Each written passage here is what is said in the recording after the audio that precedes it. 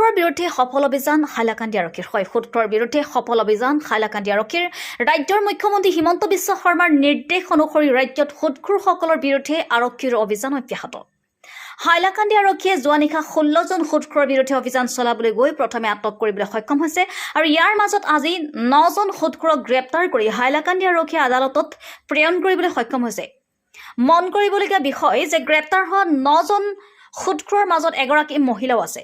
হাইলাকান্দিত গ্ৰেপ্তাৰ হোৱা 9 জন সুদখোৰৰ নাম হৈছে ক্ৰমে অমলান দেৱনাথ, জাকিৰ হুছেইন লস্কৰ, কাৰ্তিক দেৱনাথ, সোমা দত্ত, মাধৱ শৰ্মা, তাজিমুদ্দিন লস্কৰ, উত্তম কুমাৰ দেৱনাথ, শামজুল হক বৰভূঞা আৰু নবেন্দ্ৰ দেৱ। আনহাতে হাইলাকান্দি আৰক্ষীয়ে 61 জন সুদখোৰৰ এক তালিকা প্ৰস্তুত কৰি জিলাৰ আন ঠাইতো অভিযান অব্যাহত ৰাখিছে বুলি জানিব পৰা গৈছে। ইপিনে সুদখোৰৰ বিৰুদ্ধে ৰাজ্যজুৰি অভিযান আৰম্ভ কৰাৰ বাবে হাইলাকান্দিৰ ৰাজ্যৰ মুখ্যমন্ত্ৰীক ধন্যবাদ জনাইছে। উল্লেখ্য যে অসমৰ মুখ্যমন্ত্ৰী ডক্টৰ হিমন্ত বিশ্ব শৰ্মাই যি পদক্ষেপ গ্ৰহণ কৰিছে সেই পদক্ষেপ অসমৰ ৰাইজৰ বাবে চিৰস্মৰণীয় পদক্ষেপ।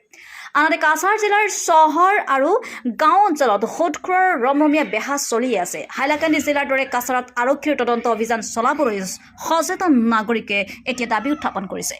News desk report Arunoday Assam. এনেকৈ অভিযান চলি আছে। সুদখোৰ যিবিলাক এইবিলাকৰ সবচেয়ে ডাঙৰ কথা কি, সিহঁতৰ তাত যে মানুহ নিঃস্ব হৈ যায়। এই নিঃস্ব যে হৈ যায় সমাজৰ মাজত ইমান দিন ধৰি কোনো পদক্ষেপ লোৱা নাই কোনেও। কিন্তু আজি যে হাইলাকান্দি প্ৰশাসনক মই ধন্যবাদ দিওঁ, কাৰণটো কি হাইলাকান্দিতো আজি সুদখোৰক এৰেষ্ট কৰা হৈছে। এই 9 জন শুনি পাইছোঁ, 9 জন এৰেষ্ট হৈছে। এই 9 জন যে এৰেষ্ট কৰিছে এতে এটা সুদখোৰৰো এটা ভয় ঢুকিব।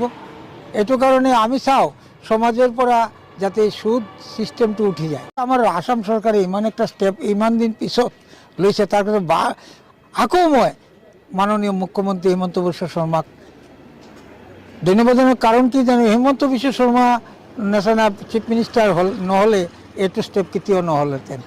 তেহেঁতক মই আইৰন মেন ভাবোঁ অসমৰ কাৰণে।